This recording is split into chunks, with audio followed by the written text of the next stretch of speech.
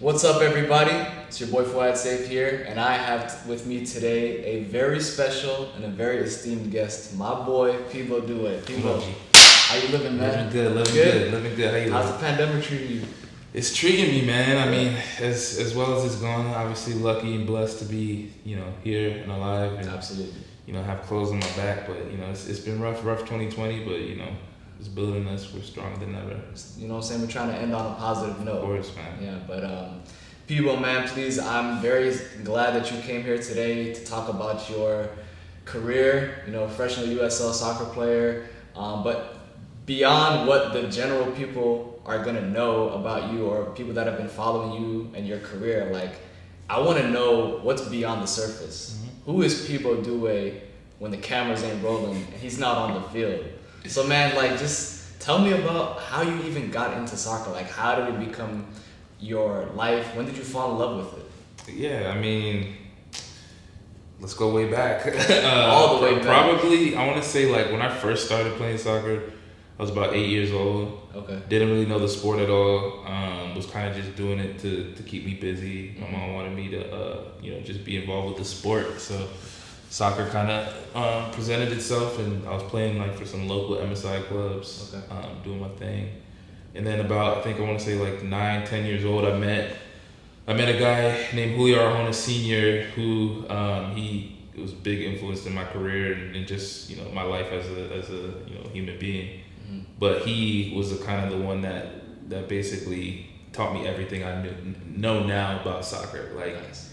at that age, he kind of inspired and instilled that like passion for the game, for the sport. Like unraveled a lot of different layers that I never really knew about. But yeah, I mean, I just started playing here locally. Where is that? You from like Tacoma Park, right? Yeah, so born Tacoma Park. Spent a few years there, then moved up north to Moco, Shout out to Germantown. Montgomery County, You know what I mean? So yeah, just been DMV my whole life Nice.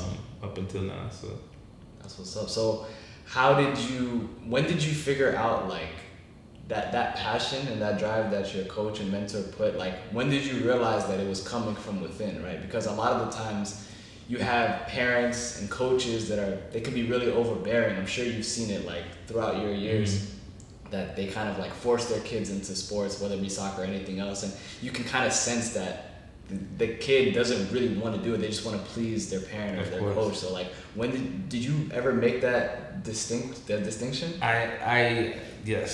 So I knew that it was coming from within when it was like midwinter, and me and his son Julio Jr. or Arjona Jr. were training in his garage, freezing temperatures, just working on our technique, and I was enjoying it. Every minute of it, I was enjoying it. When we would go to the track and obviously in the summer, but like run, obviously it was a pain in the ass, but like at the same time I was like, yo, this is how you get better. Like I was driven by it, and I think a lot of that was because of him. He's like, yo, if you want to be somebody, like that's what you got to do. So I kind of just understood it, kind of developed it, and then stuck with it. So from that point on, like, how did that develop into your high school careers? Like, so where did you go to high school, and then where did your career take you from there? Yeah, so my freshman year I went to Damascus High School. Okay. In the cut. So yeah, there was a lot of different choices. Could have went to Northwest, Seneca Valley, but ended up going to Damascus because that's where my older brother went. Nice. Played soccer there. Didn't really enjoy it, honestly. Didn't enjoy it? Nah. It was just for different reasons. I mean, it was just a different squad. Like Yeah. a lot of the players there. I didn't feel like I necessarily belonged with the group just because like I was probably the only black kid within JV and varsity. So I was just like at a point where I'm like, yes, it's the sport that I love, but I'm not enjoying the brotherhood aspect of it. So when Clarksburg High School opened for the first time, I was like, yo, I'm going there 100%. So ended up. What year were you? 09. So it opened in 06. So yeah, I spent 1 year at Damascus, then transferred to Clarksburg, spent 3 years there. So Nice. Yeah. You were able to find your mojo and yeah, express bro. yourself. I loved Clarksburg, man. Shout out to Coyotes one time. Hey. But yeah, not even then.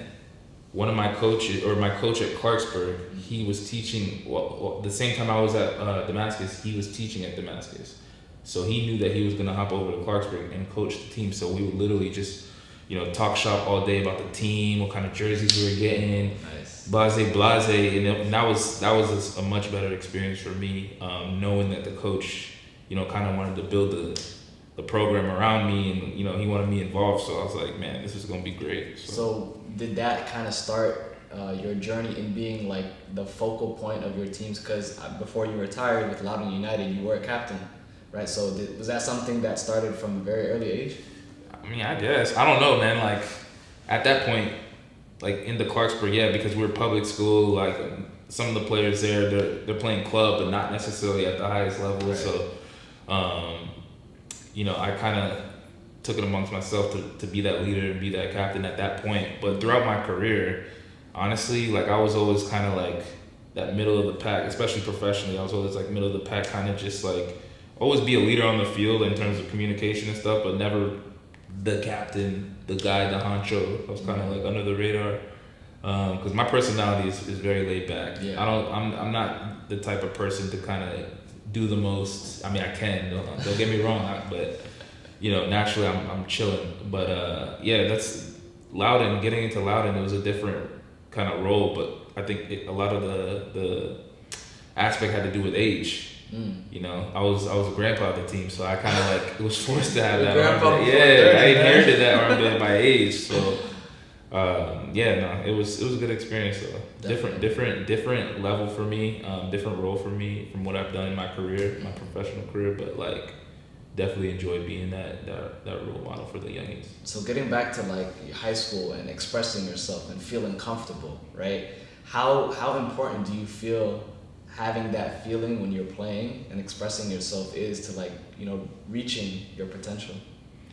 Yeah, I mean, you can't, you're a footballer at heart, At a much lower level. Yeah, but you're a footballer at heart, man. You know what the game does to you, like emotionally, mentally, like everything. When you play it, you just enjoy it. And that, like, kind of going back to like my freshman year at Damascus, like I was enjoying it, but all the other aspects, the brotherhood, like the people around me, I wasn't enjoying that aspect. So when it got to Clarksburg, that was the first like time in my high school career where I felt like, yo, this is an amazing, situation. We had it was a very diverse team.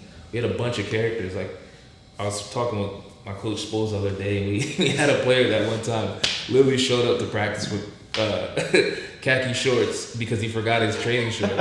And that was just like an ongoing joke for the whole that banter and that atmosphere and being able to like really vibe out before the game on the bus in the locker room. Yeah, it's important because once you have that camaraderie, off the field, when it's time to go to war, it's war time. Everybody knows they got each other's back. Exactly. That's important. I think that's the most important thing when in sports. Like that camaraderie, like off the field. So. And bro, I mean, even going to some of your games, I could almost get a sense of your personality through watching you play, right? Like asserting yourself and being the leader and being a leader by example. A lot of there's some rah-rah guys and they'll get in your face and they'll try to pump you up and motivate you, but you, like you said, you're very I'll calm. Do that once in a while, bro. Trust me, ask some of the boys, they'll tell you. Bro. You might have to follow up for with sure, them. For sure. But no, I like going back to seeing you in person, I can definitely, like knowing you off the field, I can see how that leadership style, it just kind of, you weren't doing anything out of the ordinary. You're just being yourself, right? Yeah, definitely, bro. I mean, that's I think once you reach a point in your career too, I mean, that's what you have to do. Just be yourself, accept the fact like, you are who you are. Yeah. But at the same time, try to be the best kind of like mentor for kids or players that are younger than you in particular. Nice. And that's what I try to do is just like picture myself as a youth in their age. How would they want somebody to guide them and even now when I'm not playing, I still text the guys, and whenever they need help with something, I'm always there, all ears. If I can connect them with somebody, that's what I wish I had when I was growing up, and trying to navigate this professional journey, sending cold emails to random agents. You know what I'm saying? Like, just try to be that glue for people that need it. So take me back to now. You're in high school, doing your thing, expressing yourself, playing really well. How was the college recruitment process for you? Mm-hmm. So like, were you looking to stay local? Were you open to all options? Did you have to deal with, the foreign parents of like, you will not go anywhere outside of stay here. You will stay at home and get your education. Yeah. I mean, it was a wild ride, and it's funny that you asked because I literally just did a Zoom with a bunch of players from Potomac. Okay. Just sharing my experience with the recruiting process. But for me, it was different because it was literally like freshman, sophomore year. There was no really engagement with college coaches. And then once I joined the academy for DC United, it was like, you get a letter, you get a letter, you get a letter. Like, how old were you when you joined the academy? I was U15. I was 15 years old. Maybe. So sophomore? Yeah, sophomore. So, but like once we started having showcases, like all these college coaches would go to the showcases. They'd be like, okay, this player, send them a letter. So I was getting like letters from like UCLA's, USF, Maryland, Virginia, West Virginia, like everybody. And I was kind of overwhelmed, low key.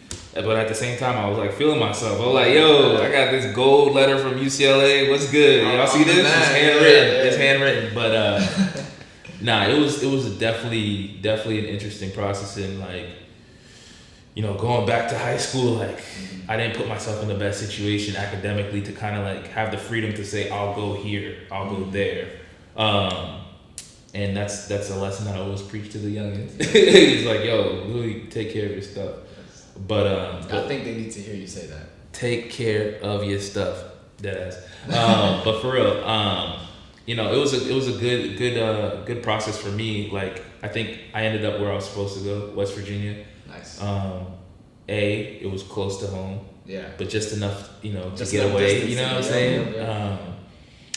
But also Marlon, who recruited me there, as well as Brian Green. Like the whole time, bro. Regardless of my situation, they showed faith the whole time. Nice. That they wanted me. They told me that they wanted to build a program around DMV-centric players. And I was like, bet. You know what I'm saying? That's something that I can vibe with. And like, you saw like in our recruiting class, we had I think 5 DMV kids, or the recruiting class that I was in, and then the class after me, it was like 5 or 6 total DMV kids. So definitely enjoyed the whole process. Would have loved to kind of explore and take some visits out west, like Santa Barbara or something. But I'm sure UCLA would have been nice. You telling me? But it was perfect. So nice, man. So and how were you there all 4 years? All 4 years. Not saying I wanted to be there all 4 years, but but nah, it was definitely worth it because like going in being an academy player, you're like, at least for me, I was programmed to like homegrown contract. That's what I'm here for. I'm trying to get a homegrown. So like, I just remember being like, man, I want to be here for 2 years and then be out. But I'm honestly happy that I stayed and had the experience for all 4 years. Nice. Just because, not even just from the football perspective, like I feel like it developed me as a person. I got to have all these experiences with people like that I wouldn't normally have experiences with here in MoCo or whatever, and just kind of learn the culture of people from Jersey, from Philly, from wherever. But nah, it was dope. It was a dope experience. It develops you as a person. It does. Traveling and meeting new people, like I said, new cultures, that just expands your horizons. It helps you think in different ways and allows you to be able to get better at people skills.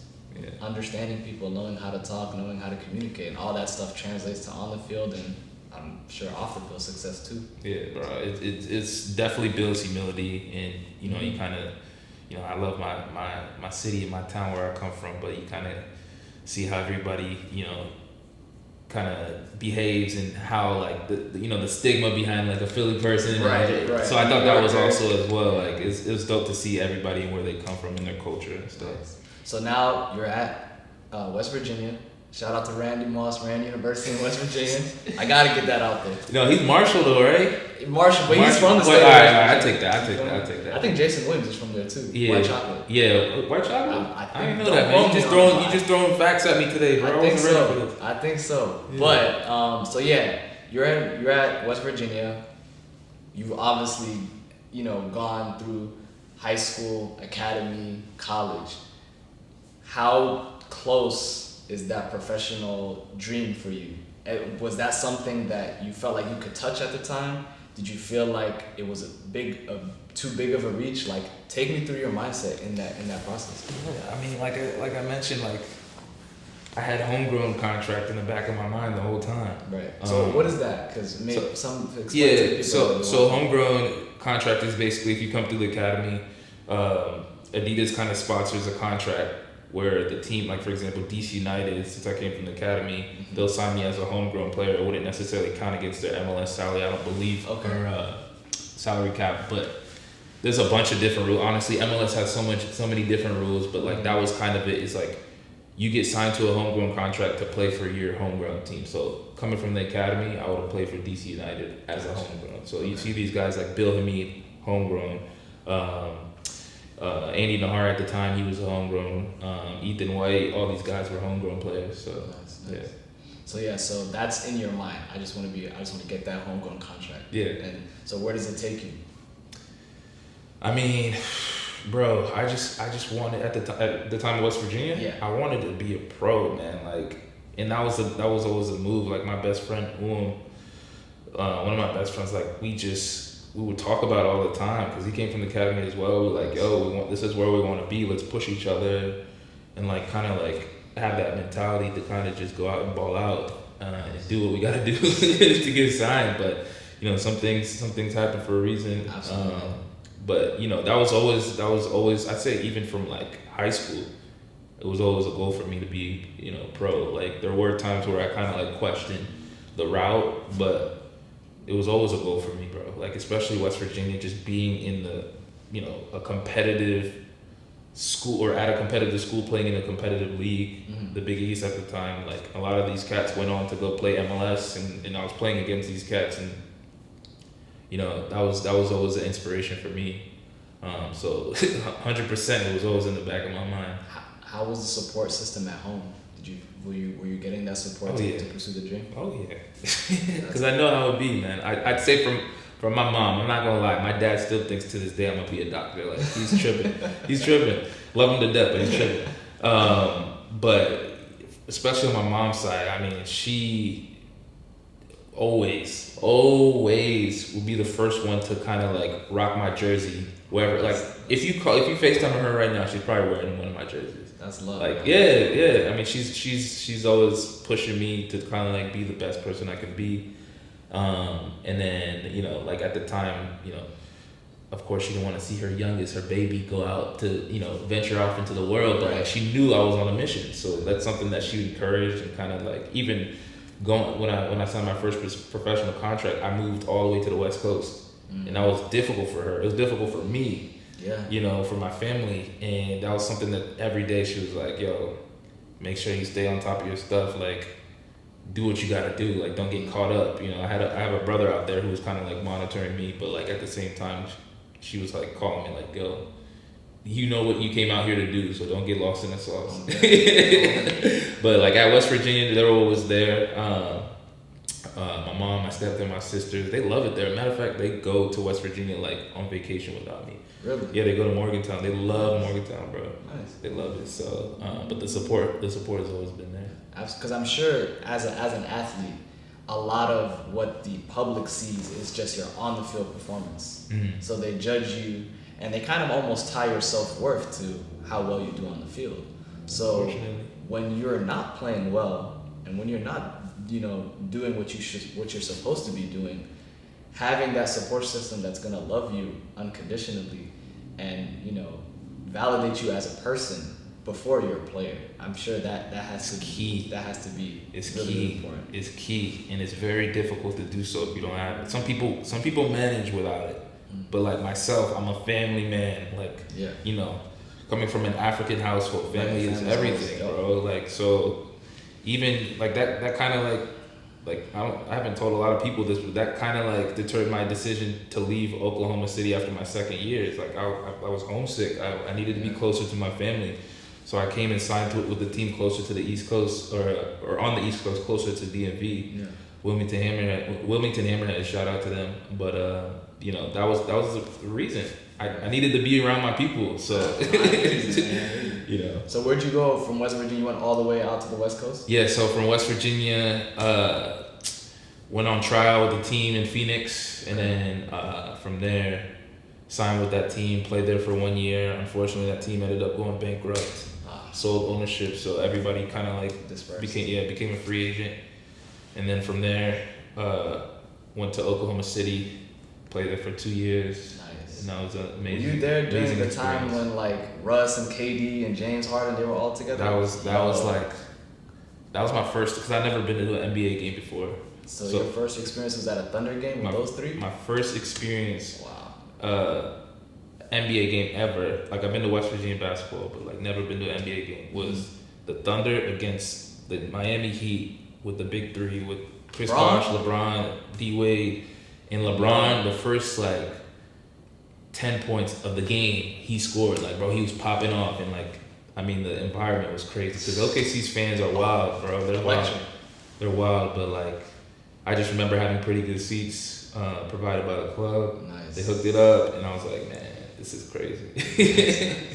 This is wild. So how was your time in Oklahoma? It was amazing, man. The people were great. Like, I'm not gonna lie, bro. Like when I first got the call from my agent, and he was like, "Okay, he's interested." I was like, "Who?" Like, I was like, "Bro, who? What are you talking about?" But it was amazing. Like I still to this day like have really good friends that live there. Haven't been back in a minute, but like it's definitely a place that I consider a home, one of my homes. Having spent a good amount of time there, and just the club itself. They were the expansion club, so it was a lot of learning, growing, and like just togetherness. Mm-hmm. So I think that's part of it. That's why it always remains in me. OKC energy. Shout out to them. So, but yeah, it was a great experience, man. Great. And then where'd you go after that? So after OKC, played at Wilmington for a year, and then after Wilmington played, where did I go? Jacksonville. Okay. No Jacksonville, Florida. You know what I mean? I had to go beach boy a little bit, and then from there came back up, played for Raleigh, NYCFC, North Carolina, and then that's where I came back to Loudoun in my career. So like, what was your mama? I made it. Like after you're a pro, you are in the thick of things. You're traveling. You're playing professionally. What was that moment like that you're like, yo, I'm here? I mean, there's a few moments actually, if I'm not lying, because there's moments where I'm like, mama, I made it, and I might not have necessarily made it, but I still felt like it, like going back, going to, getting invited to a national team camp when I was 18. That was a mama, I made it moment where I was like, damn, like I would have never expected myself to do this, but like it's happening for me. Yeah.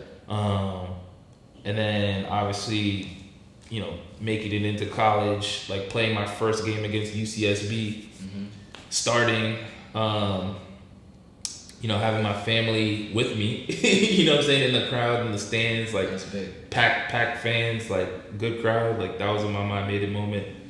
I'm trying to think what else. After I was with Wilmington, I got called on loan to New York City FC, and that was definitely Mama I Made It moment. That wasn't at Mama I Made It moment because I was only there for like a week and a half, 2 weeks. Oh, okay. So, but like it was just crazy, that experience too, because I remember like, and I'm always a fanboy. Like I don't care. I'm always a fanboy when I'm telling this story because it was like movie like, you know. Like I remember walking into the facility, and going to the training room, getting my physical. I'm laying down, kind of like naturally closing my eyes because it's early or whatever. And I just remember a silhouette coming in front of me. I open my eyes, Vieira, tall, super tall, just like Patrice Vieira. No, Patrick Vieira. Yeah, Patrick Vieira was just like. in front of me. Wait, we talking about the Patrick Vieira that played at Arsenal and the France, GOAT, the and legend, World bro, Cup. the legend. You were in the same room. The same room, bro, and Dog, that's crazy. So it gets better. So I'm like, oh man, like I'm on startup because like I'm opening my eyes, I'm like, oh shit, man. And shake his hand, introduce myself to him. We're talking for a bit, whatever. Finish my physical, go back to the locker room to kind of change. Of course, I walk in. Pirlo's sitting here just who? Andrea You can't just drop Pirlo like Andrea that. Pirlo's sitting here kind of just quietly doing his thing, and I'm like, my boy Mikey Lopez at the time, I'm like, he's like, relax, like chill, bro, like don't make it hot. But I'm like, yo, this Pirlo. Andrea Pirlo. Pirlo just sitting there, just calmly. I think he was like putting socks on or something. But I was like, oh, okay, let me get it together. Then I go to the cafeteria to get breakfast. There's more? Bro, listen. I go to the cafeteria or the lounge where you eat to get breakfast. Who's sitting right there? Frank Lampard. And I'm like, So I got a while though. You know Frank Lampard on a first name basis. Bro, that's my guy. That's your boy. Literally said 2 words to him, and that was it. That was our only conversation. But no, it was like, dude. After that, I was like, damn, this is crazy. Like there's different levels to this. Like obviously I knew they were gonna be there, but just like being in their presence, their existence, I was like, man, this is crazy. This is definitely wild. But yeah, that was definitely a my mind made it moment without particularly making it. So my guy, when you're on the road, you know what I'm saying, stuck in them hotel rooms, trying to wait for your game or after a game, you got nothing to do, time to kill. Like, what's people doing? Like, what are you doing to de-stress and like, just clear your mind? Yeah, I mean, I like to speak with my family members a lot. FaceTime them. Usually on away trips, just like to call people. So you usually gotta have a chill roommate who's okay with it. Right. But yeah, I mean, for the most part, just talk to my people, kind of relax, kind of get away from like having the stress of like being in your home and just treat it as like a little mini vacation, I guess. Yeah. If we're like pre-COVID, if we're in like a dope city, like go walk around, kind of explore the city a little bit. Loudon, when I was on the Loudon squad, we started doing a lot of yoga. We'd have yoga every away trip, so I like to do yoga, kind of de-stress before the game, kind of make sure the body's loose. As I'm getting older, it be getting stiff. So Father Time undefeated. Father Time, man. But yeah, let's keep it simple. Nothing too crazy. Definitely love to explore cities though. I think that's one of the best parts of away trips. Is like being able to go visit different cities, visit your people in different cities. Just have that different lifestyle. What if weather is not permitting, or you guys just have to stay inside? Like you can't leave your hotel room. What you doing? Well, yeah, I mean I'm chilling. I got no choice. That's what happened this year. It's like with COVID, we were strapped. Like we couldn't leave. We couldn't go anywhere. So pretty much just chilling on the computer, just watching YouTube videos, watching games, watching sports, watching movies. Yeah. It is what it is, Does anybody bring like a console with them? Usually, I mean, not necessarily allowed in. I think a couple guys brought like an Xbox. But I've been on teams where we brought it every trip. Like back in Jacksonville, Jack Blake used to always bring his console. And a couple of guys would game. FIFA, you know what I'm saying? Do their thing, so Do you even play FIFA? Are you even good at FIFA, bro? I got a little something, man. Xbox though, man. Only one way to find out. You know what it is. All right, man. Let's get it. Let's go, man. Let's go. We know where he's going. We know where he's going. Like a book. Hey, like a book. Oh, that's a goal. Oh, he thought. He got happy. He started dancing a little bit, huh? He started having shake. What a touch. Hey, Ref! Fuck off. He's holding me. Holding what? He has to hold me because he holding can't stop what? me. You cannot help your team. I'm sorry. The winter is here. Oh my days. Yeah, I get you. Talk about holding, man. Hey, like they say, I didn't see it. You see how I read that? Read what? Read what? You see this man? He's dead. How was that a goal kick? How was that a goal kick? I don't even know why you tripping, man. Let's go. It's a 90-minute game, buddy. Man, hey, what do you say? 90 minutes. 90 minutes game. 1-1. Let's go. Back. So people, coming back to your playing career, right? New York City FC, the loan over there, being starstruck, you know what I'm saying, with all those world-class, greatest footballers of all times. You come back home, right? So tell me about your homecoming. Tell me how like your time at Loudoun United was. Yeah, I mean, it was always a goal for me to come back home at some point in my career. So once I had the opportunity to do so, I was on it. You know, that was something that I was really pressing. Mm-hmm. And the guys at DC United, kind of worked with me to make it happen. So that was a blessing for me. I don't think a lot of people get that opportunity to come home and play in front of other people, whether that's Loudoun, not necessarily my home, but the area. A hop, skipping away. So it was definitely a blessing. Nice. So as at that time, obviously you're a seasoned veteran. Were you like more of a mentor to the younger kids coming in to the team from the academy? Like, what did you teach them? Like, what kind of tricks did you teach them along the way that you learned from your own personal experiences? I don't know. I think that'd be a question for them, man. We should get one of them on the phone right now. You might have to get one of them in that chair. Yeah, no, definitely at some point. But for me, it was important to just be real with them, Like, they know how much I care about them, how much I care about the game, how much I wanted to win, but at the same time enjoy and have a good time. Like, just be yourself in that environment. Like we talked about, that establish that brotherhood. Kind of trying to do that like on a consistent basis. That's where teams are built, and that's where successful teams are built. For sure. But that's kind of what I wanted to be for them. Is just be anything they wanted me to be. Is like a guiding light, and I'm sure I was for some people. Still have guys who text me, call me. I was gonna say, are you still mentoring some of those guys? Yeah, trying my best, man. I chat with a lot of them every day today, like it's now.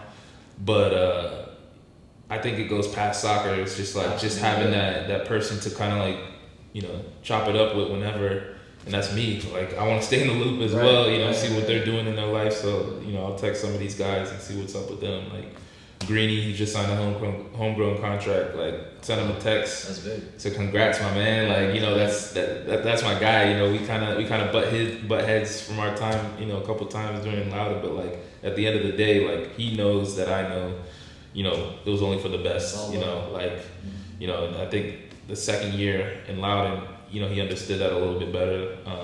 That like, I just want the best for these guys, and sometimes that might come off as a prick or whatever, but at the end of the day, like, that's what it takes. So a lot of these guys, I think they respect it, and they look at me as a good influence and inspiration. So. Man, that's amazing, bro. I try, man. I try to. People try to be good for the kids, You gotta pay it forward.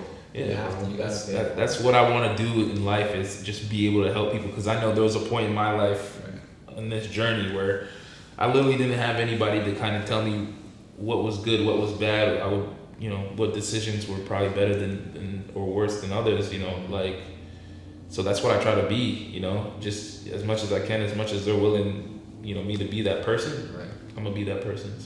So how does that transition into like life after football for you now? Like, what's Peabo doing? Like, what are some of the things that you want to do, still being involved with the sport or outside the sport? Like, tell us. We're working that 9 to 5 right now, baby. I mean, obviously had to move on and kind of jump into the real world, as people would say, but still dabbling and connected to the sport, trying to make a few things work, on the side where I can, maybe do something part-time and get involved. Obviously, COVID makes it kind of difficult, just in terms of opportunities, but definitely staying close to the sport as much as I can, and especially hopefully locally. At some point, maybe get something going with back going with the club, and we'll see. Time will tell, but that's my goal. I want to stay connected. I want to be able to be a resource for players who might need help, might need advice, might need guidance on a situation. And, not saying what industry I'm gonna jump into, but I'm always gonna be involved in that from that aspect. Definitely involved with a lot of different aspects of the game as well. I just know you, man. You are a positive person. Saying the beacon of light. So wherever you fall, whatever organization, whatever, you know what I'm saying, team capacity, you're gonna do well. You're gonna bring value. You're gonna bring value there. So if you were to be able to like look into the camera and speak to like the 16 and 17-year-old people before all of this happened, like what would you tell them, man? I would say slow down, bro. Like just chill. Because back in the day, I was like, I'm not gonna lie, I was like, I knew what I wanted, and that kind of like made me, at least from like a professional standpoint, like made me kind of like try to expedite things that wouldn't necessarily need to be expedited. But I would just say slow down, just enjoy the process, and literally look around you, like enjoy everything, you know, and don't be too hard on yourself. You know, don't be too demanding on yourself, because I definitely think there's a balance like of wanting it and then also enjoying life, and you know, kind of just being involved with other things. But yeah, I would tell them, that's the first thing I would tell them. Along with like, yo, stay in school, man. Just focus on your grades. For sure, man. I mean, that ties into the whole mental health aspect that, you know, I'm so glad that nowadays is becoming such a prominent part of our, you know, general society's discussions, right? So like mental health within sports, and like we kind of touched on it a bit earlier, is, you know, you are more than just a player. And that's what this, you know, this series Beyond the Surface is, like getting to get to know who you are as a person before you're a player, and like having those things that are not, you know, related to your sport or your profession, that give you value, that you can go to when you're having a bad game, that reminds you, hey, I am enough, I do belong, you know, and that everybody has ups and downs, but, you know, life teaches you how to get through those. Definitely. You know, for a person like you who's been there and done it, if you can give that knowledge to the next generation, they're only going to be able to be that much better. And that's what we want at the end of the day, man. Yeah, and I think that's perfect that you touched on that, because, you know, you see it more and more each day, people are coming out, but like everybody's got their own situation, but not everybody doesn't know necessarily how to deal with it within this framework of sports, you know, because it's you know, we have to be strong, we have to be mentally strong, physically strong, emotionally strong. It's all about the results. And you know, sometimes, you know, it's okay to feel like, you know, if you're going through something, or you feel kind of, what's the word I'm looking for? I'm drawing a blank, but like, it's okay to feel a certain way that you're feeling emotionally at that time, you know? And that's kind of, you know, I've had experiences with myself too, where, hence going back to just my words of saying slow down, it's just like, I didn't want to deal with the fact that maybe I was homesick, or maybe I was depressed because I was away from home or didn't see my friends, or there's certain situations in my career where I was just like, I gotta keep going just because I'm focused on going to the goal, you know?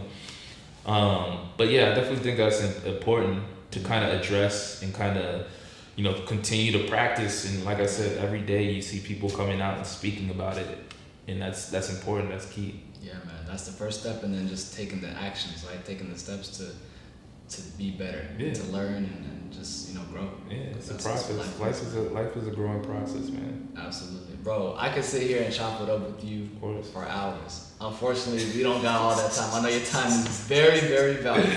It cost me a lot to get here. Come on, man. Don't lie to them, bro. But nah, man, hey, I really appreciate you taking the time. You know, this is definitely the first of many, hopefully, and you are definitely going to be helping me get more and more athletes and more and more dope people in this seat. Of course, man. So, I appreciate your time, my guy. I appreciate you. Definitely, good looks, man. All right, well, there you have it, folks. I'm once again, my name is Fuad Saif. I'm here with Peabo Doue, and we'll catch y'all on the flip side. Take care.